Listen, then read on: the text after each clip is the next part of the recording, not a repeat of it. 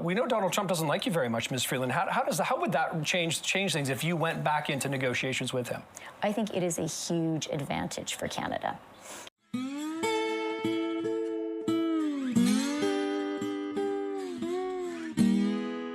Many of you will be aware that Chrystia Freeland has decided to put her hat into the Liberal leadership race, as well as for whatever span she will be Prime Minister of Canada. I can't tell, based on this one interview, if the corporate media has decided to go after her or if they are just ignoring and offering her questions that she will be able to answer to her satisfaction.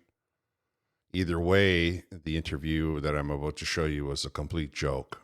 She's just trying to claim a whole host of things that are just simply not accurate. They are simply not the truth. And I don't know what it is with the far left and their desire to tell the world that what they've said just a few minutes ago didn't actually happen. And if they ignore it long enough, people will forget about it. It's just a very strange tactic, in my opinion. But we'll get into that. Welcome to the Canadian Shield. My name is Sterling. I'm your host.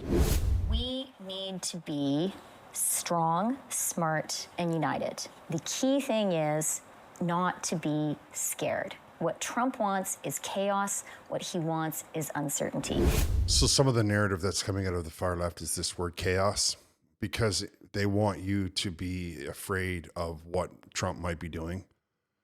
First of all, if they had any economy put in place anywhere else, we wouldn't have to be worried so much about what Trump was doing, but I'll cover that. And I have already covered that a little bit. What I want to point to is the idea that he's going to stabilize the economy, stabilize immigration, stabilize crime. And somehow in their minds, that's chaos, as opposed to never knowing how much your groceries are going to go up overnight, never knowing how much your rent eviction is going to be costing, never knowing if you're going to be able to, have your job for the next week, and not knowing where you might live if there's something that goes wrong. That's not chaotic at all. It's maddening to think that these are the people who are in charge, and they want to try and terrify you by telling you that you shouldn't be terrified of them, but you should be terrified of the guy who runs an entirely different country. I learned two things. One, he does not like weakness. For him, weakness is an invitation to just push harder and ask for more. Who wants to break it to her? Okay, I'll do it. Weakness is not a leadership trait. Nobody respects people being weak. That's only a far left concept, that if they make all of their leaders weak, then all of the people will be weak and they will be easily exploited, manipulated, and pushed around. The facts are that we are a world filled with human beings, and strength is an important factor. Also, as a man who's only looking after his own country, he's not pushing for more. You are so weak, you are so tepid and flaccid that you give him more because you do not have the strength or the capability to withstand the onslaught. Get out of the way and let those that understand the difference fix your mess. In this next question, the interviewer asked her about all of the pictures and all of the joy that she was spreading on to Justin Trudeau just a short few weeks ago. And in so many pictures, you're side by side with Justin Trudeau. Can you explain a little more of your case as to why you decided now was no longer the time to sort of support him or sort of be in his cabinet, as it were?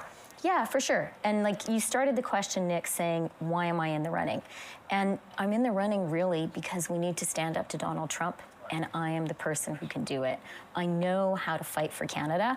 I know we need to fight for Canada. I have a plan to fight for Canada, and that's what we need right now. Mm-hmm. So he asks her why she was so friendly and supportive of Justin Trudeau just a couple of weeks ago, and she answers with something that was not related to the question at all. On top of that, when she resigned, she was not only the Minister of Finance, but she was the Deputy Prime Minister. So if she had a plan, if she was ready to fight, if she was going to do all of these things, wouldn't it have been prudent for her to do that while she was that close to the power of the country? Wouldn't she not have taken her influence and her position of these very two strong portfolios and at least attempted to initiate some of her wonderful ideas that she claims to have in this interview. It's kind of a bizarre switch to one just a month ago be saying that everything is fine, and anybody who says that Canada's broken is some kind of an ist. And then a month later start saying, no, I have a plan to fix what Canada is broken. Yeah, that's what you want in your prime minister, somebody who's just going to completely backpedal on what they just said a month ago and offer no explanation whatsoever otherwise. Yeah, that's good. Wait, no, that's exactly what we've had for the last decade or so. You know, Nick, for me, this campaign has been a real liberation. It is great to be able to say exactly what I think, to speak as a leader, and to speak in my own voice. I am loving it. Did you catch all the buzzwords there? It was a liberation. She's allowed to say what she thinks. The patriarchy's not holding her down anymore. I thought Justin Trudeau was a feminist. From your own mouth, Miss Freeland. I thought you said that the Liberal Party supported all kinds of feminist action and movements. Now you're saying that somehow he was holding you down, holding you back, suppressing what you wanted to say, stifling your free speech. Well, we all know what it means to have your opinion stifled. The Liberal Party has been doing it to us for years. And you were right there, right beside him, holding his arm, waving proudly, saying, we are all going to do it our way, Canadians, or else. Yeah, no, it's believable. And, you know, I did resign from the cabinet. I was disagreeing with the Prime Minister more and more. I realized we were, as a government, on the wrong path. I knew Inauguration Day was coming.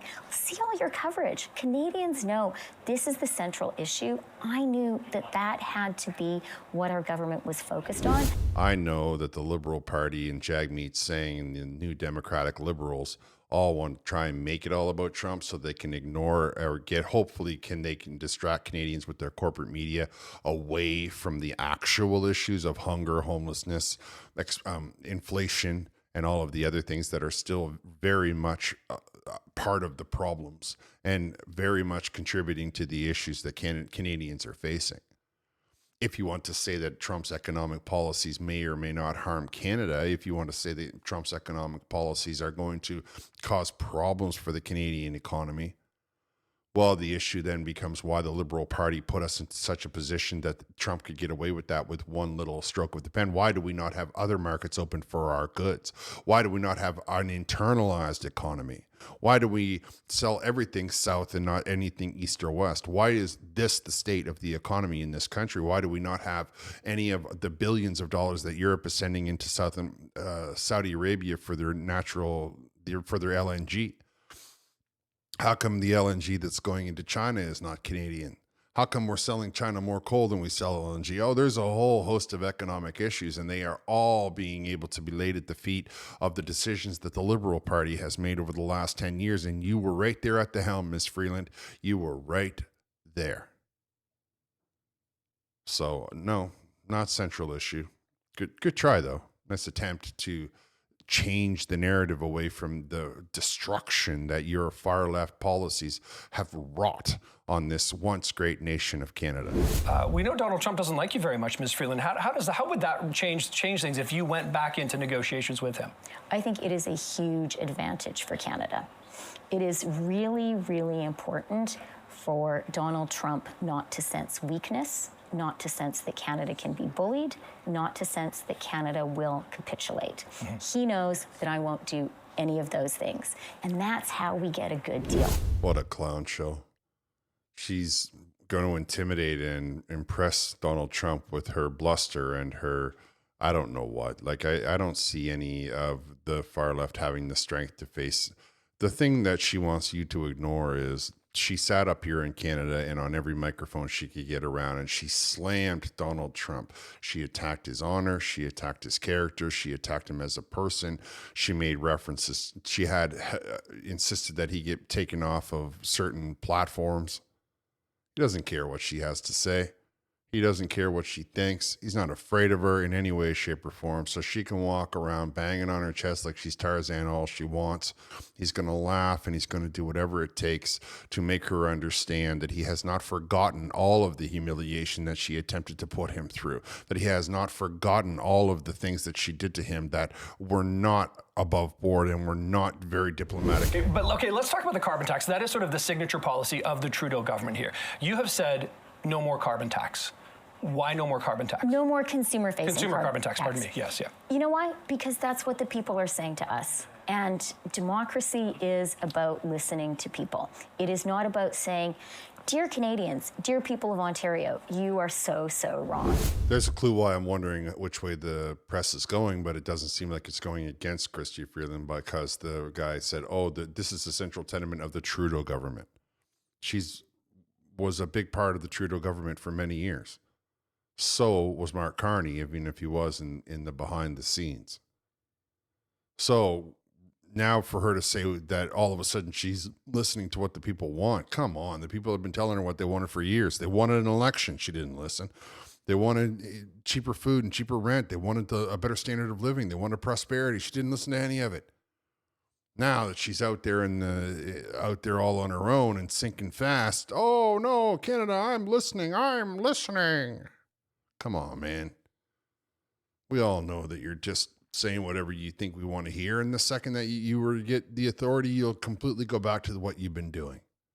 Just like you have always done. You have, in your whole political career, you have always ignored what the people want. If you get rid of the consumer-facing carbon tax, are you not taking money out of people's pockets in a time when there's an affordability crisis? You know, when you're in a government, you play with the team. All of us have the experience of having a boss and having a team. With the price on pollution, with the carbon tax, I think the people have been really, really clear. People just don't like that, and they're saying that to us. I really think that if you're in a democracy and you're not listening to people and you're lecturing them, that is not going to work. Well, that is a complete reversal on her position. So all those times that she called you a maple MAGA, you can ignore that. She didn't mean to call you names. She's had a change of heart. She hasn't apologized for calling you names, but now she's just all of a sudden decided that she's going to go in the other direction. She's going to listen to the people. All those times she calls you all the ists that she liked to call people from the floor of Parliament, all the times that she mocked you for not understanding basic economics, for all of the times that she said that the carbon tax puts more money in than it takes out in all the regions that it's put in place. And I mean, we are now talking about hundreds of claims. She said it day in and day out in the House of Commons for months. And yet now she wants you to believe that somehow she's had a change of heart, that somehow she's a different person, that it was all because of the patriarchy of Justin Trudeau suppressing her actual opinion. Had he not been there, had her and Mark Carney not been there as part of the liberal elites, had Justin Trudeau and Jagmeet Singh simply listened to Chrystia Freeland, we would have never had the carbon tax. Had Stephen Guilbeault simply listened to Chrystia Freeland and her ability to focus and hone in on and listen to what the people expect from their elected leaders, she would have canceled the carbon tax. She would have never initiated it because the people don't like it. What a remarkable, astounding change. It's almost like now that she is changed her position and now that she wants something else from the Canadian population, she's changed her tune. She has completely gone back on everything she claimed to have stood for the last 9 years, 4 years of those as finance minister, when she was cranking up the heat on the taxes, when she was saying that the carbon tax was putting more money in your pocket than it was taking out. All of a sudden, within a week or a month, whatever you want to call it, it feels like it's been long enough, but in the end, there's no way in the world you can convince me that she's had a change of heart. She's just saying whatever she thinks you want to hear so that she can try to make herself look better than she really is. Now, we all know that every person that's running for the leadership of the Liberal Party is exactly the same as Justin Trudeau. We all are aware that they won't change any of their policies. We all know that they can't, for 1 second, backpedal too far.